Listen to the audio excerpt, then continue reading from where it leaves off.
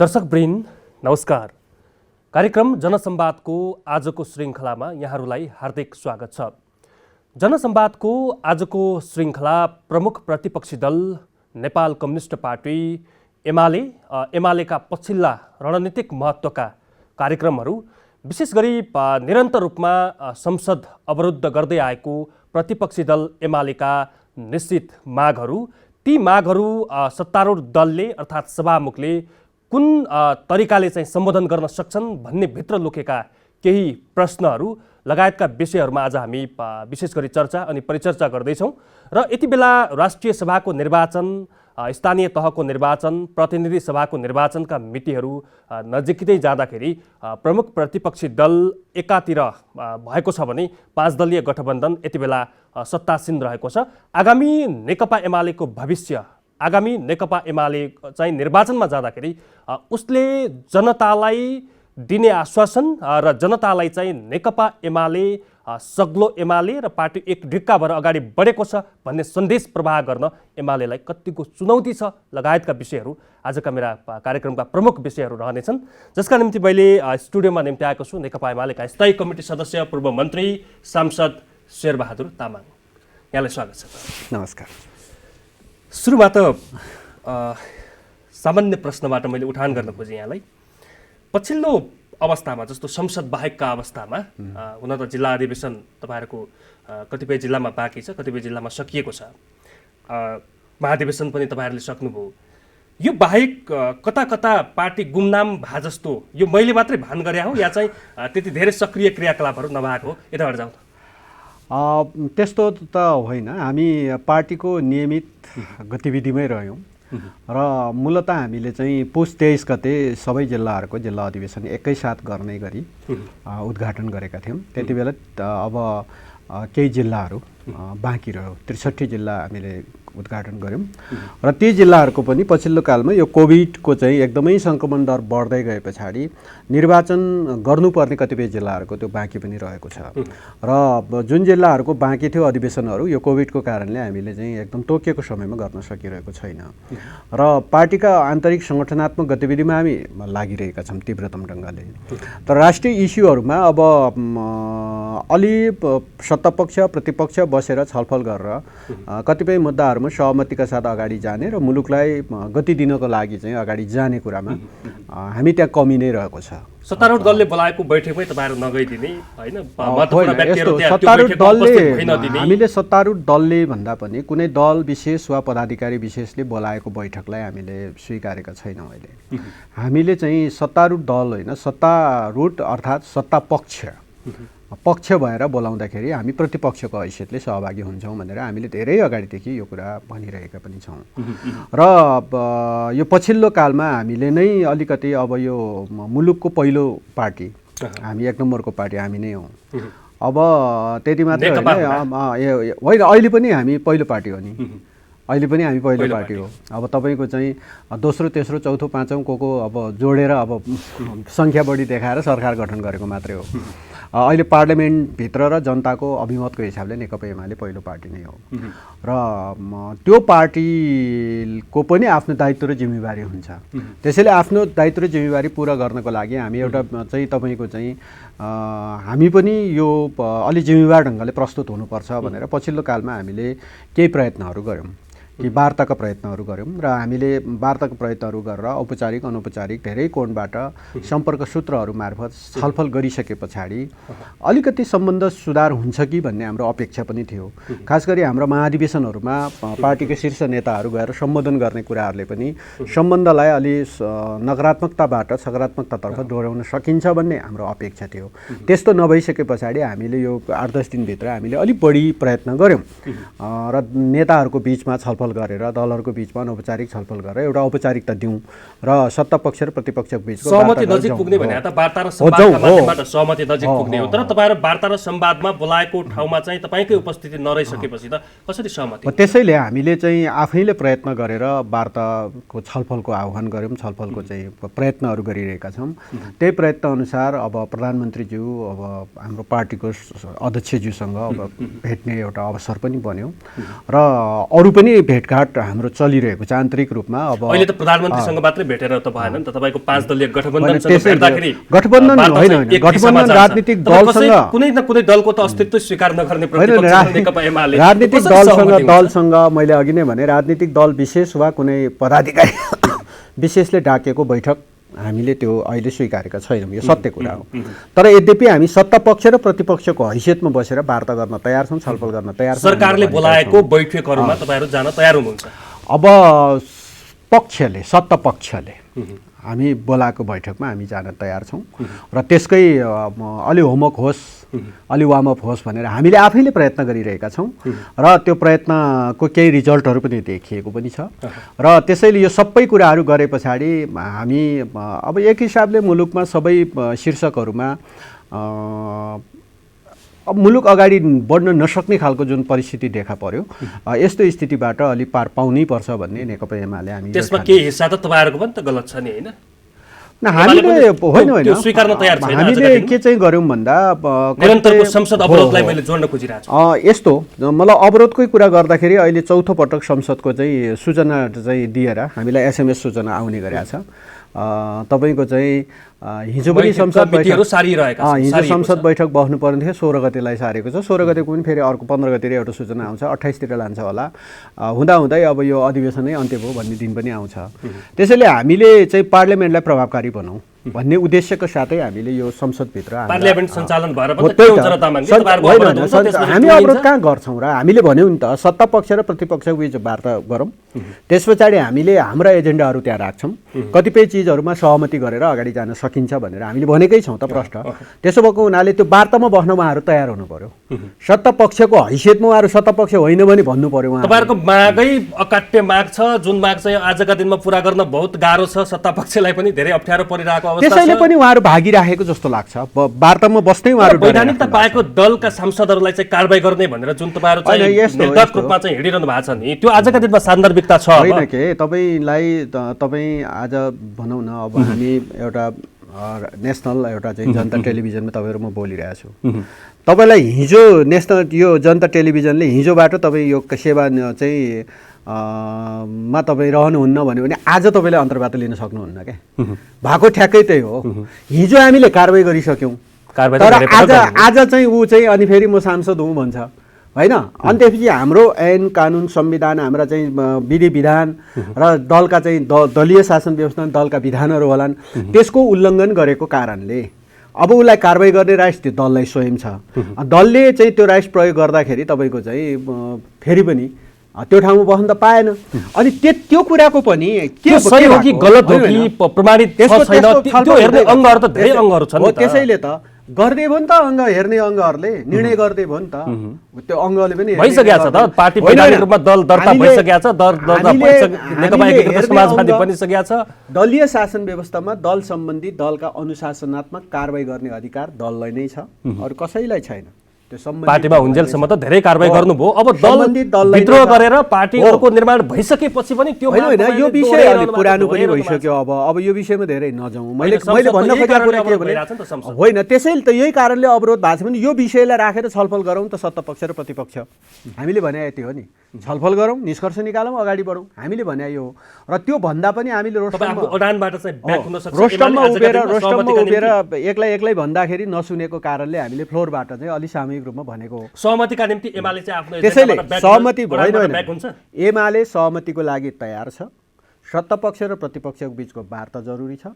वार्तामा एजेन्डाहरू उठ्छन्, ती एजेन्डाहरू उठ्नेछन् र उठेका एजेन्डाहरूमा चाहिँ छलफल गरेर निष्कर्ष निकालेर अगाडि बढ्न हामी तयार छौँ। त्यसैले सत्ता पक्षलाई हामीले भनिरहेका छौँ छिटो वार्ता गरौँ र यसैले त यो पछिल्लो कालमा हामी आफै प्रयत्न गरिरहेका छौँ। ल आउनुहोस्, तपाईँको अडान पनि तपाईँ ब्याक हुन सक्ने होइन। हामी चाहिँ होइन, संविधानमा देखाउनु पर्यो, कानुनमा देखाउनु पर्यो, यी सबै चिजहरू चाहिँ तपाईँको चाहिँ दलीय शासन व्यवस्था के होइन भन्नु पर्यो, हामी निरङ्कुश शासन व्यवस्थामा छौँ भन्नु पर्यो। यदि दलीय शासन व्यवस्थामा हामी चाहिँ तपाईँको चाहिँ यो लोकतान्त्रिक शासन व्यवस्था दलीय शासन व्यवस्था रोजेकै हौँ भने त्यसका स्थापित मान्यताहरूलाई हामी त्यो रोक्न मिल्दैन र त्यसका कानुनहरू, त्योसँग सम्बन्धित चाहिँ कानुनहरूलाई संसद त हामीले रोक्या होइन नि त। असारको के अरे साउनको अन्तिममा चलिरहेको संसदलाई तपाईँको चाहिँ चलिरहेको एजेन्डा चाहिँ फ्लोर गरिरहेको संसदलाई हामी त्यति बेला संसदमा चलिरहेकै थियौँ, बोलिरहेकै थियौँ। अझ बढी एजेन्डा आएदेखि हुन्थ्यो, संसद चलेदेखि हुन्थ्यो भनेर हामी चाहिँ त्यो एकदम स्मुथली संसद चलिरहेको थियो। चलिरहेको संसदलाई रातारात तपाईँको चाहिँ आज मध्यरातिबाट संसदको बैठक चाहिँ अन्त्य भयो भनेर हत्तनपत्त भोलिपल्टै एउटा दललाई विवाद त 10 पनि बजेको थिएन कि, अफिस टाइम पनि खुलेको थिएन। अनि कति चाँडो हतार भएको। अनि नेकपा एमालेलाई टार्गेट गरेर जुन चाहिँ खालको कानुन लिएर आयो, साउन 25 गते हामी कारबाही गर्छौँ। अनि त्यसपछि साउन 2 गते चाहिँ के अरे भदौ 1 गते 2 गतेतिरको कानुनले चाहिँ अनि त्यस पछाडि साउन 25 गते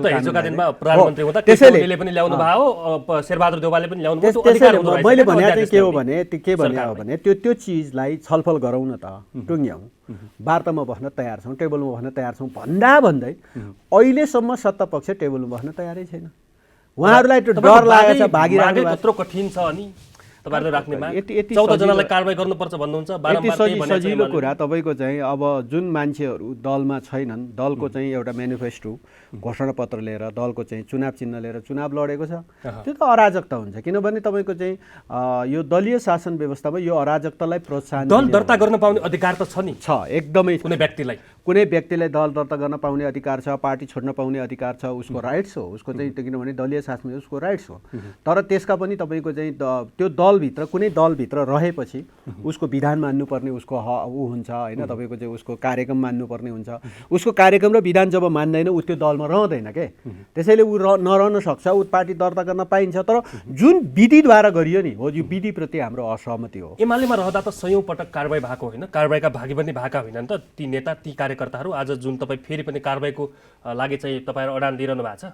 अब मैले यो कुरा पनि अब धेरै अब यो किन कारबाही भयो किन भएन यी इत्यादि कुराहरूमा धेरै गइरहने भन्दा मुलुकलाई निकास जरुरी छ, निकासको लागि वार्ता जरुरी छ। वार्ताको लागि सत्ता पक्ष र प्रतिपक्ष भएर नेकपा एमाले वार्तामा बस्न तयार छ। एजेन्डाहरू ती एजेन्डाहरू पनि वार्तामा चाहिँ को बस्नुपर्छ? तपाईँ हिजोका दिनमा एमालेको कार्यालय सचिव, आज महत्त्वपूर्ण जिम्मेवारीमा हुनुहुन्छ, स्थायी कमिटी सदस्य, राजकीय पदमा स्वास्थ्य मन्त्री, कानुन मन्त्री हुँदै विभिन्न ती पदहरू सम्हालेर आउनु भएको आजको एउटा व्यक्ति, नडाटेर भन्नुहोस् सहमति कहाँनिर रोकिएको छ? के गर्दा सहमति हुन्छ? सहमति हुने भने चाहिँ सबभन्दा पहिला वार्म अपको लागि हामीले जुन प्रयत्न अहिले सुरु गरेका छौँ दलका नेताहरूको बिचको चाहिँ अनौपचारिक छलफलको लागि, त्यही प्रयत्न स्वरूपै आज प्रधानमन्त्री जो चाहिँ अब प्रतिपक्षी दलको नेताको निवासमा पुगेर चाहिँ एउटा भेटघाट गर्ने कुरा भयो। अब यस पछाडि यसलाई अझै बढी तीव्रता दिउँ र दिइसके पछाडि सत्ता पक्षको हैसियतमा सत्ता पक्ष भनेर जोसुकै वार्तामा बसोस्, हामीलाई कुनै सरोकार भएन।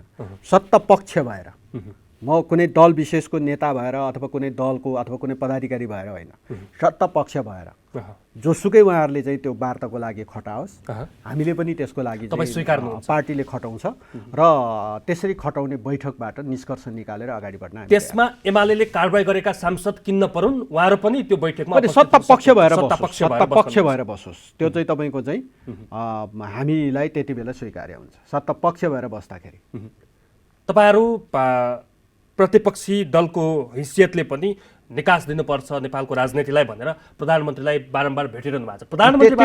प्रधानमन्त्रीबाट चाहिँ के आश्वासन आएको छ आज बताउनुहोस्। अब म कन्टेन्टमा जान चाहन्न। अहिले तपाईँको चाहिँ अहिलेको राष्ट्रिय राजनीतिका इस्युहरूमा हामी धेरै कोणहरूमा छलफल गर्न तयार छौँ, तर अहिले कन्टेन्टमा यही विषयमा छलफल भएर यही विषयमा टुङ्गिन्छ वा टुङ्गियो भन्ने कुरामा हामी जान चाहँदैनौँ।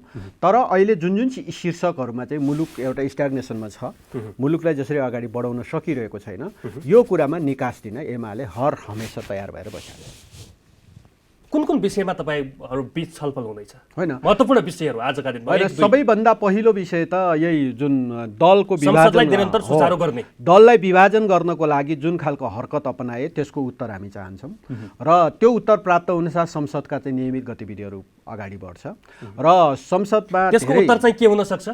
अब त्यो त हामीले त भनिरहेकै छौँ त। हामीले हाम्रा चाहिँ प्रश्नमा उत्तर समेत पनि हामीले आफैले दिइराखेकै छौँ। उहाँहरूले त्यो उत्तरको चाहिँ यस नभन्या न हो। होइन। त्यसो भएको कारणले यो जरुरी छ र पार्लियामेन्टमा आज जनताका यावत जति पनि समस्याहरू छन् तपाईँको चाहिँ धेरै चिजहरू धेरै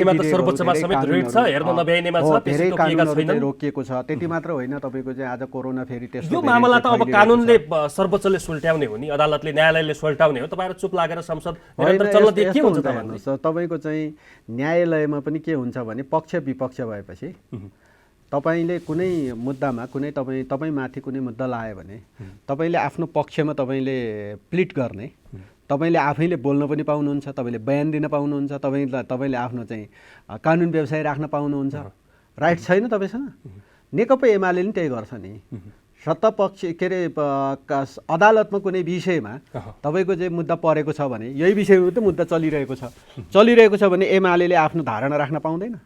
एमाले आफ्नो धारणा पक्ष विपक्ष भएपछि त आफ्नो धारणा राख्ला, आफ्नो दृष्टिकोण चाहिँ सार्वजनिक गर्ला, आफ्नो बयान देला, होइन? अनि त्यो बयान दिएको त हो होइन। कतिपयले भन्छन् के अदालतमा मुद्दा परेको विषयमा बोल्न पाइँदैन भने पक्ष विपक्ष भएर बहस गर्न किन जान्छ त मान्छेहरू? पक्ष विपक्ष भएर बहस त गर्छ। संसदमा किन टर्चर बनाएको? त्यसो भएको हुनाले पक्ष विपक्षमा आफ्नो चाहिँ तर्क राखेर अगाडि बढ्न पाइन्छ, होइन? तपाईँको चाहिँ संसद अदालतमा चल्ने मुद्दा मामिलाको लागि पनि बनाइएको कानुनहरूको चाहिँ जननी संसद हुन्छ क्या।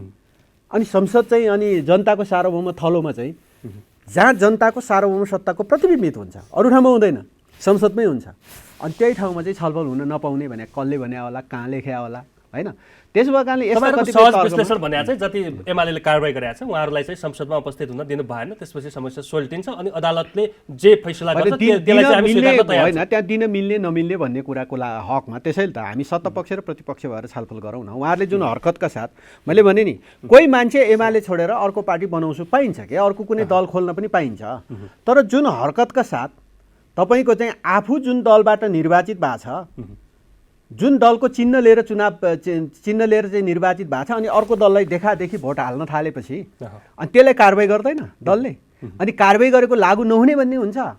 त्यसैले यो यस्ता चिजहरूमा भविष्यमा पनि यस्तो चिज नदोहोरियोस्। ठिक छ, आज एमालेलाई पर्या कारणले मान्छे ताली पनि बजाएको होला, खुचिङ पनि भन्या होला नि केही दलका साथीहरू, अब हाम्रो दललाई फाइदा हुने भयो भन्ने पनि लाग्यो होला। तर भोलि सम्बन्धित दललाई अर्को दललाई यही कुरा पर्यो भने के हुन्छ त्यति बेला, होइन?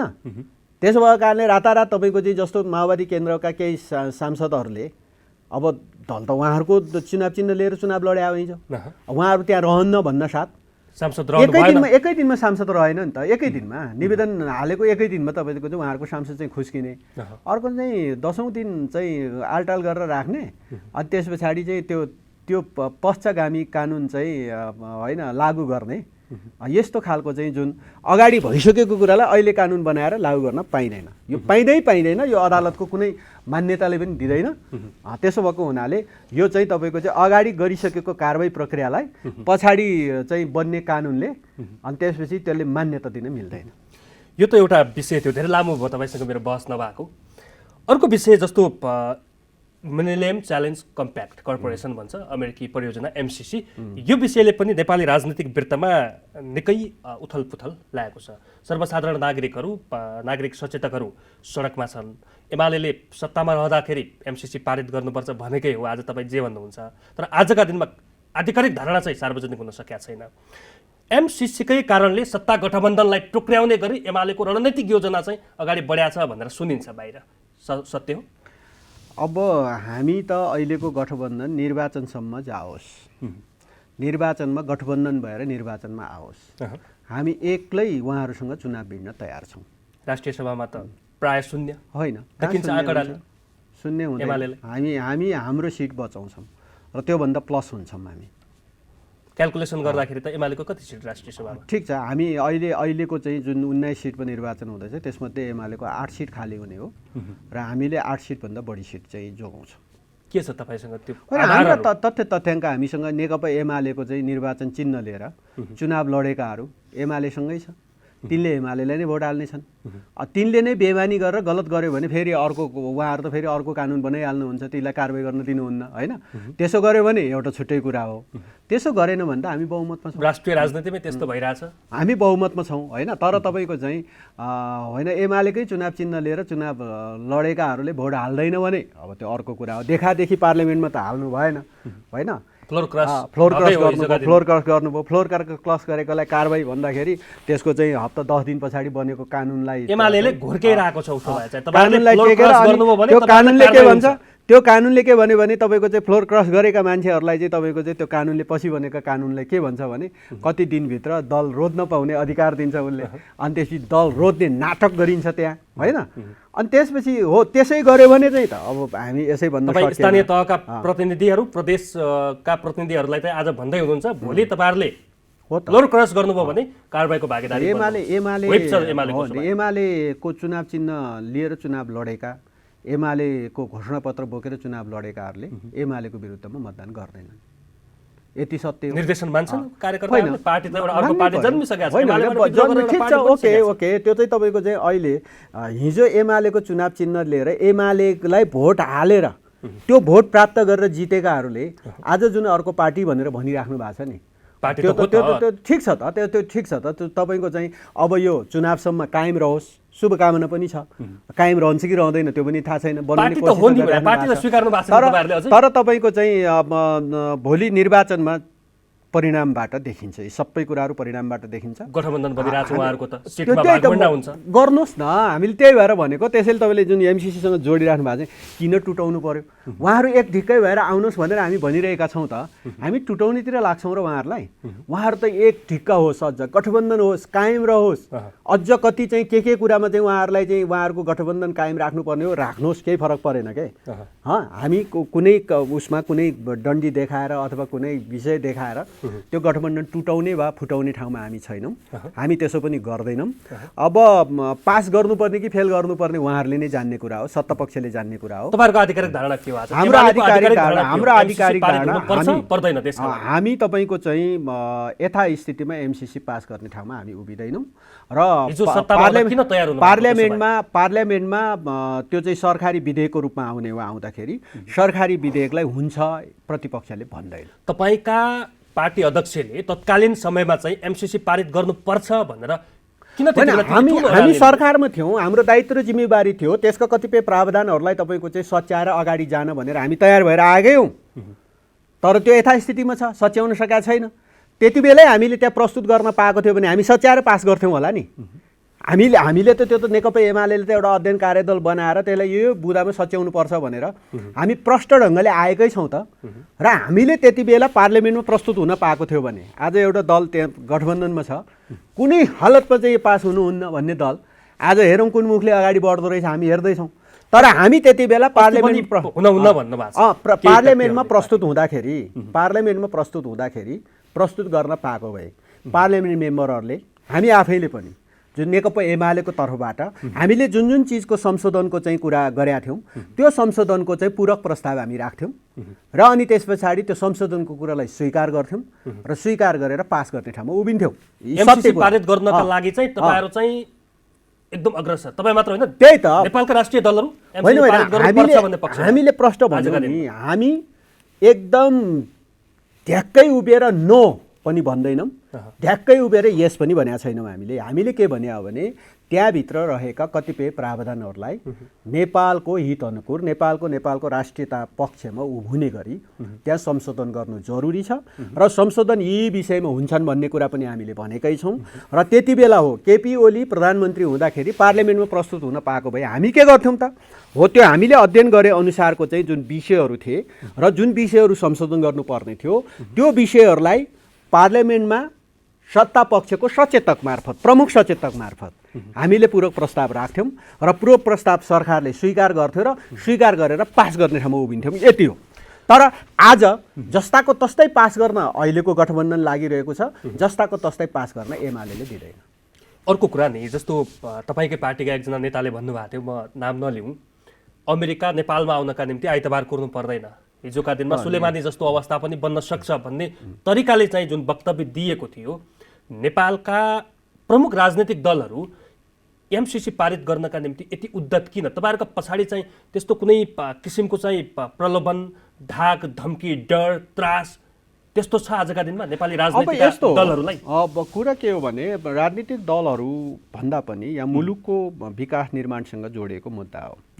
यो भन्या जस्तो एकदम के न यो राष्ट्रघाती के न अमेरिकन सेना यहाँ आएर के गर्छ भनेर जुन गलत भ्रम फैलाइएको छ यो पनि गलत कुरा हो। अनि यो ल्यायो भने के न हुन्छ भनेर अहिलेको चाहिँ प्रधानमन्त्रीज्यूले होइन कायापलट हुन्छ भनेर भने जस्तो कुरा पनि होइन। यो दुईटै चिजको अति नकार्न पनि सकिने स्थिति बन्छ। दुईटै अतिको चाहिँ हामी पक्षमा हामी छैनौँ। तर एउटा विदेशी अनुदान जुन चाहिँ अनुदान तपाईँको नेपाल राष्ट्रको विकासको लागि हामी पनि त्यति बेला तपाईँको चाहिँ मुलुकको विकास समृद्धिको लागि यहाँको जलविद्युतको विकास एउटा आइटम हो, एउटा सम्भावना हो र जलविद्युत विकास र यो नेपालमा उत्पादित जलविद्युतलाई भारतै हो हाम्रो फेरि मार्केट। हामी कहाँ भन्छौँ कहिलेकाहीँ हाम्रो नेताहरूले चाहिँ अब एकदम सेटेलाइटबाट पठाउँछु भने पनि सुनेको थिएँ होइन। अनि कता बङ्गलादेश बेच्छौँ, चाइना बेच्छौँ, अनेक खालका कुराहरू हामी सुन्छौँ। यो सम्भव नहुने कुरा होइन। बेच्ने भारतलाई नै हो र भारतलाई नै सहमति गराउनुपर्छ यो कुरामा। र हाम्रो छिमेकी राष्ट्र भारतलाई फेरि नेपालको विद्युत नभई हुँदैन। र नेपालको विद्युतको सन्दर्भमा मोदीले नेपालको पार्लियामेन्टमा बोलेको कुरा अहिले पनि ताजा छ हामीलाई होइन। अहिले हामी दिने हो पछि नेपालले दिने हो भनेर उसले प्रष्ट भनेको छ। त्यो यो कुरामा सहमत गराउनको लागि हामीले ट्रान्समिसन लाइन जरुरी छ र हामीले ढल्केबर मुजफ्फरपुरको ट्रान्समिसन लाइन बनाइसके पछाडि केपी ओली भारत भ्रमणमा जाने बेलामा जुन नाकाबन्दी पछि जब केपी ओली भारत भ्रमणमा जानुभयो भारतसँग चाहिँ बिजुली किन्ने सम्झौता गरिसके पछाडि तपाईँको चाहिँ त्यही मुजफ्फरपुर ढल्केबर प्रसारण लाइनबाट चाहिँ हामीले चाहिँ विद्युत किन्न सक्यौँ, नेपाल भित्राउन सक्यौँ, जसका कारणले गर्दा हामीलाई लोड सेडिङ अन्त्य गराउन सकेका छौँ। अहिले पनि भारतबाट हामी बिजुली किनिरहेका छौँ। तर त्यही बाटो भएर अब नेपालको बिजुली भारत पठाउनको लागि चाहिँ बाटो त्यसले मात्र पुग्दैन, अर्को बाटो पनि छ। र अर्को बाटो भनेको चाहिँ अहिले जुन एमसीसीको पैसाबाट बनाउने भन्ने चाहिँ ट्रान्समिसन लाइनै हो। त्यो लाइन बन्नु जरुरी छ। र हिजो नेकपा एमाले सरकारमा हुँदा हामी कति जिम्मेवार थियौँ भन्दा यदि एमसीसीको पैसा आए पनि नआए पनि हामी त्यो ट्रान्समिसन लाइन चाहिँ बनाउँछौँ भनेर हामीले त्यतिखेर बजेटमा पनि प्रावधान राखेका थियौँ। त्यो बजेटमा व्यवस्था गर्दाखेरि पनि केही साथीहरूले एकदम चाहिँ घुमाउरो पाराले चाहिँ यहाँ बजेट ट्रान्समिसन लाइन जरुरी छ बन्नुपर्छ। एमसीसीको पैसा लिँदैनौँ भने अर्को के पैसा लिन्छौँ अथवा आन्तरिक राष्ट्र उत्पादनबाट पैसा छ कि छैन हामीसँग होइन। त्यो सबै कुराको क्यालकुलेसन गरेर ट्रान्समिसन लाइन बन्नु जरुरी छ। तर एमसीसीको पैसा लिँदाखेरिको हकमा त्यसमा रहेका कतिपय प्रावधानहरू सच्याउनुपर्छ। लिनै हुन्न भनेर हामी एकदमै चिम्लेर लिनुहुन्न भन्ने पक्षमा पनि छैनौँ, जस्ताको तस्तै लिनुपर्छ भन्ने पनि पक्षमा छैनौँ। नेपालको विकासको लागि विदेशी परियोजनाहरू खास गरी तपाईँको चाहिँ दिने अनुदानहरूलाई हामीले राष्ट्रहितमा उपयोग हुने गरी चाहिँ हामीले लिनुपर्छ। यहाँ चाहिँ अलिकति सम्झौताको विषयमा चाहिँ के अरे दुविधाहरू छन्। जस्तो जनताका प्रश्नहरू के छन् भने हाम्रो त प्रावधान अनुसार G2G मार्फत पनि धेरै सम्झौताहरू गर्न सकिन्छ होइन। आजका दिनमा आएर चाहिँ त्यसलाई संसदबाटै पास गर्नुपर्ने स्थिति किन आयो, संसदबाट किन पारित गर्नु भन्ने तरिकाले पनि यसको विश्लेषण हुन खोजिया छ। अब होइन त्यसमा के छ भने त्यो एमसीसी सम्बन्धी अमेरिकनहरूको कानुनै उनीहरूले जहाँ चाहिँ त्यो परियोजना जहाँ उहाँहरूले चाहिँ त्यो एमसीसीबाट चाहिँ अनुदान दिन्छ त्यो अनुदान दिने मुलुकले त्यो अनुदानलाई चाहिँ पार्लियामेन्टबाट पास गर्ने सम्बन्धी उनीहरूको चाहिँ कानुन भएको कारणले नेपाल पनि पार्लियामेन्टमा लानुपर्ने स्थिति बन्यो। अब यसमा अर्को कुनै अन्यथा कारणले होइन। पार्लियामेन्टमा आउने भए पछाडि हामी बढी बहसमा लागेकै हौँ। त्यो मैले भने नि अति बहसमा गर्नु केही छैन, काम गर्नु केही छैन, बहस गरेर टाइम पास गरेका छौँ, मुलुकलाई बिगार्दै बसेका छौँ। मुलुकको निर्माणको बहसमा छैन, मुलुकको बिगार्ने बहसमा हामी छौँ होइन। लिनुपर्ने भए यही चिज संशोधन गरेर हामी ठ्याक्कै त्यही पोजिसनमा थियौँ। फेरि केपी ओली प्रधानमन्त्री हुँदाखेरि पार्लियामेन्टमा हामीले प्रस्तुत गर्न खोजेकै हौँ। खोज्दाखेरि हामीले यो बुँदा चाहिँ संशोधन गरेर जाने भनेर हामीले त्यो पार्लियामेन्टमा प्रस्तुत गर्थ्यौँ। मैले भनिहालेँ कि पार्टीको संसदीय दलको नेता संसदीय दलको चाहिँ प्रमुख सचेतक मार्फत तपाईँको चाहिँ त्यो पूरक प्रस्तावको रूपमा चाहिँ जुन चिज संशोधन गर्नुपर्ने थियो संशोधन गर्नुपर्ने चिजलाई पूरक प्रस्तावको रूपमा राखेर अनि त्यसलाई चाहिँ संसदमा प्रधानमन्त्रीले जवाफ दिने अथवा अर्को कुनै मन्त्रीले जवाफ दिने क्रममा यो विषय चाहिँ स्वीकार गरियो भनेर त्यो विधि नै त्यही हुन्छ। अनि त्यस पछाडि चाहिँ पास गर्ने हामी त्यो प्रक्रियामा थियौँ। यसका अलिकति महत्त्वपूर्ण मेजर विषयहरू 4-5वटा विषय उठाएका छन्। इन्डो पेसिफिक स्ट्राटेजीको रणनीतिको कुराहरू उठाएका छन्, सार्वजनिक लेखा परीक्षण, बौद्धिक सम्पत्तिका बौद्धिक जान्ने सम्पत्तिका होइन, कपिराइटका धन्यवाद। कुराहरू कतिपय एकदम, 4-5 वटा तपाईँले कुरा कुराहरू उठाइहाल्नु 4-5 वटा कुराहरू छन्। तपाईँ एकदमै जान्ने होइन यी कुराहरू। हामी नेपाली एकदमै धेरै जान्ने, हामी धेरै जान्दछौँ, धेरै विद्वानहरू हौँ हामी, धेरै विषयमा बहस गर्न सक्छौँ। तपाईँले भन्नुभयो यहाँ सेना आउँदैन, त्यो सम्पत्तिको संरक्षण गर्नका निम्ति यहाँ अमेरिकी सेना जोडिन्छ, आउँदैन। त्यहाँ जोडिन्छ, यसो हुन्छ उसो हुन्छ। हामी यति धेरै जान्ने मान्छेहरू हौँ नि, काम गर्न जान्दैनौँ। छिमेकी शक्तिशाली देशहरू भारत कुरा र गर्नु- चीन, ए देशमा बाबा अमेरिका, हामी प्रयोजन। उहाँ कहिलेकाहीँ कोही साथीहरू बोलिरहेको देख्छ एमसिसी इन्डो पेसिफिक, के को इन्डो पेसिफिक? सैन्य गठबन्धन, इन्डो पेसिफिक इन्डो-पेसिफिक स्ट्राटेजी त हो नि। स्ट्राटेजी नै स्ट्राटेजी तपाईँको चाहिँ यहाँ त छ त भोलि मुद्दामा। ए बाबा भोलि तपाईँको चाहिँ अमेरिका र चाइना बिचको सम्बन्ध के हुन्छ आकाश आकाशमा उनीहरू गरिरहोस् न, नेपालले त्यसको जिम्मा लिएर बस्नुपर्छ र? उनीहरूको के सम्बन्ध हुन्छ? ट्रान्जिट लडाइँ पोइन्ट बन्न सक्छ लडाइँ नेपाल। हुन्छ कि सम्बन्ध हुन्छ, व्यापार हुन्छ कि के हुन्छ, छेप्यासरा हुन्छ, उनीहरूको कुरा हो नि, उनीहरूको बेचको कुरा हो नि। तर अनि हामी यहाँ एकदमै के न चाहिँ हामी जिम्मेवार राष्ट्र अनि त्यस पछाडि इन्डो पेसिफिक बनाएको छ, के बनाएको छ, कसो बनाएको छ। ओके, कुनै मुलुकले, कुनै ठुलो राष्ट्रले उसको आफ्नो क्षमता अनुसार उसले विश्वभरि उसको आफ्नो चाहिँ तपाईँको चाहिँ प्रभाव फैलाउन खोज्छ, नखोज्ने होइन, खोज्छ। तर त्यो खोज्ने क्रममा तपाईँको चाहिँ हामी अनावश्यक ढङ्गले हामी जान्ने भएर बहस गरिरहेका छौँ कि। त्यसैले यो यति कुरा हो कि एमसिसीको पैसा यो चाहिँ तपाईँको चाहिँ फेरि त्यो ठुला राष्ट्रहरूले 55 अर्ब ठुला राष्ट्रहरूले चाहिँ हिजो हामीमाथि हामी जस्ता तेस्रो विश्वकाहरूलाई लादेको कतिपय कानुनको कारणले भएको कुरा न हो त्यो सबै। फेरि 50 करोड डलर न हो, नेपालको 50 करोड रुपियाँ र 50 करोड डलरको चाहिँ इक्विभ्यालेन्ट गरिदिने हो भने त 50 करोड न हो, कति हो र? 50 करोड होइन।